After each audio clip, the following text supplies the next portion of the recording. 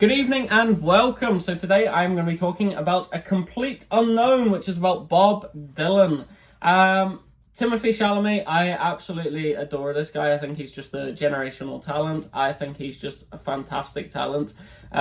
He's so fluid. He's got such an emotional range. The two key factors that I find great in an actor, fluidity being, there's never a moment in a scene where you go, oh, he's had to think about what he's doing there, and the emotional range as well that he can go through. So it never feels forced, it never feels fake, and he's just so good as an actor.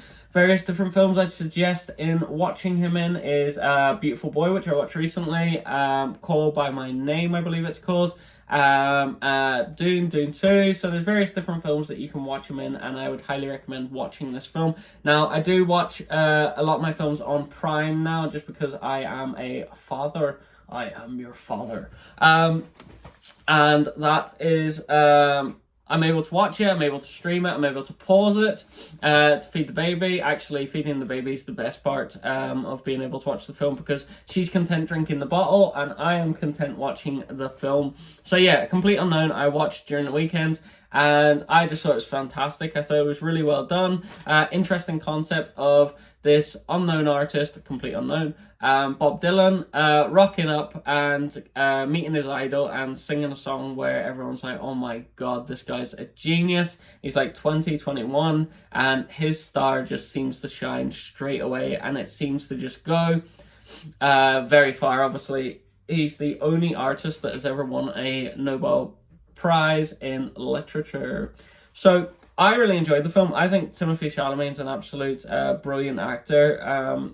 Another performance that caught my eye was Monica Barboa, who played Joan Baez. I just thought she was just flawless in this, and the chemistry that she had with Bob Dylan and the way she portrayed that, she seemed like to me that she played Joan not through the attraction to Bob Dylan physically, but through his genius and his ability to sing folk music. Because we see in a scene where it's very initial, Bob Dylan comes out, he's like, well, give it up for Jean, she's quite pretty too, and she turns around and thinks nothing of it, and she's about to leave the club, and then he starts to play and she's like, oh my god, Jesus Christ, he's good.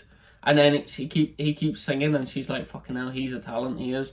And I just think that's what attracted to her. And I think she just played that so well, where she was like brushing it off. He's this guy who's just came into the club, he's just going to sing, he is going to be what he is. And then she's just like, oh my god, he's actually absolutely sensational. And he's only 21. So I thought fair play to them. They carried off the chemistry really well. Ellie Fanning was in it as well, who was a massive child star. She's kind of done drips and drabs, but this was kind of like another role where she absolutely done well in. She played Bob's, I think they ended up marrying, I'm not too sure.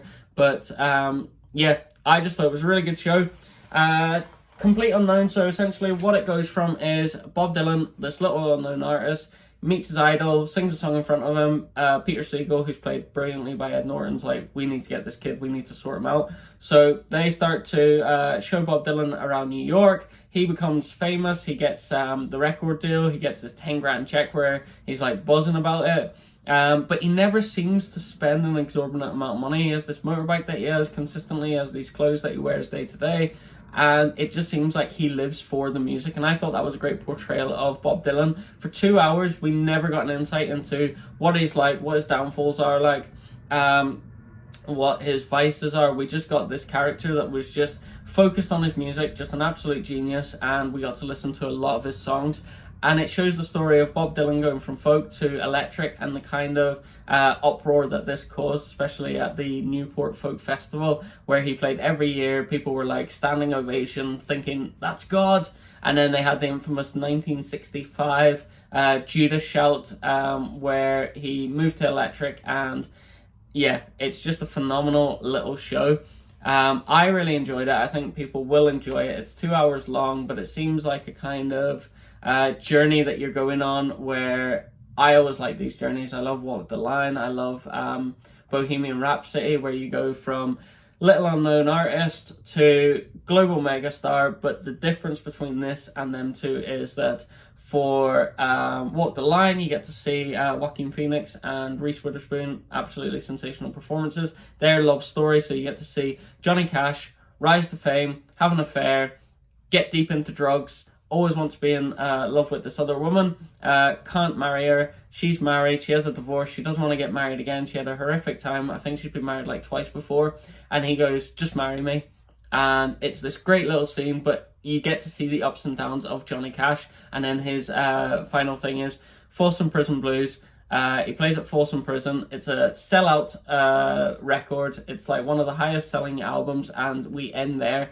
Same with Bohemian Rhapsody. Freddie Mercury rise to fame, struggles with his sexuality, struggles with being a immigrant in the UK, and then has this kind of thing of I don't know where I'm going, I don't know what I want, and then eventually gets to Live Aid, obviously has the AIDS thing, and then goes to Live Aid, and that's his big, like, that's his definitive performance, I suppose.